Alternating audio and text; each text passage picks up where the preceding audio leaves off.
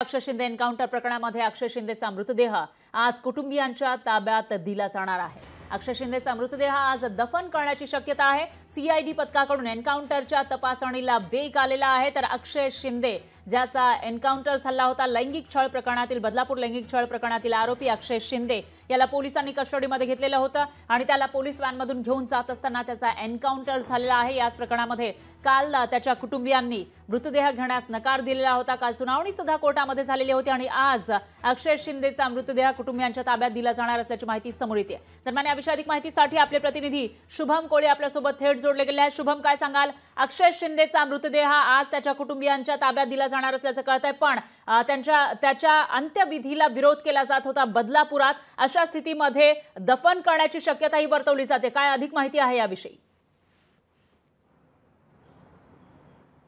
निश्चितपणे आपण पाहिलं तर बदलापूर घटनेतील आरोपी अक्षय शिंदे याचा एन्काउंटर हा पहिल्या दिवसापासून जो आहे तो वादाच्या भोवऱ्यात सापडला आहे। अक्षय शिंदेचे जे वडील आहेत अण्णा शिंदे यांनी हायकोर्टामध्ये उच्च न्यायालयामध्ये धाव घेतली होती आणि कालच जे आहे ती सुनावणी जी आहे ती न्यायाधीशांच्या उपस्थितीमध्ये पार पडलेली आहे। न्यायाधीशांनी जे आहे ते अनेक सवाल उपस्थित केले आहे, परंतु यातील एक महत्त्वाचा प्रश्न होता म्हणजेच की हा एन्काउंटर नाही, एन्काउंटरची व्याख्या वेगळी आहे आणि यानंतर जे आहे ते पोलिसांना मोठी चपराक बसल्याचं दिसून येत होतं। आणि ह्याच घटनेवरून आपण पाहिलं तर अक्षय शिंदे याचा जो मृतदेह आहे तो बदलापूरमध्ये याच्यावरती अंत्यविधी पार पडतील असं सांगितलं जातं, परंतु बदलापूरकरांनी जो आहे तो कडकडून याला विरोध केला होता आणि त्यानंतरच जे आहे ते न्यायालयामध्ये जे आहे ते शिंदेच्या कुटुंबियांनी अंत्यक्रिया करण्याकरिता जागा उपलब्ध करून द्यावी, त्याचबरोबर दफनाकरिता जागा उपलब्ध करून द्यावी याची देखील मागणी केली होती। परंतु आता स्थानिक पातळीवरती हा प्रश्न सोडवण्यात यावा असं उच्च न्यायालयाने सांगितलं होतं। त्याचबरोबर ठाणे महानगरपालिका असेल किंवा संबंधित प्रशासकीय अधिकाऱ्यांसोबत चर्चा करून जो आहे तो आज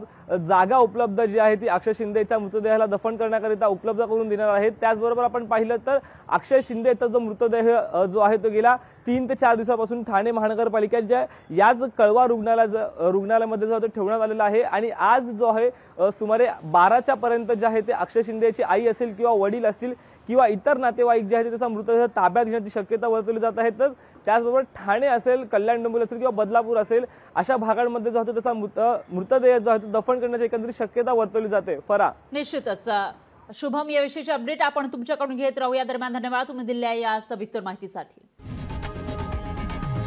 लोकशाही मराठी ऐका, पहा, जागरूक रहा।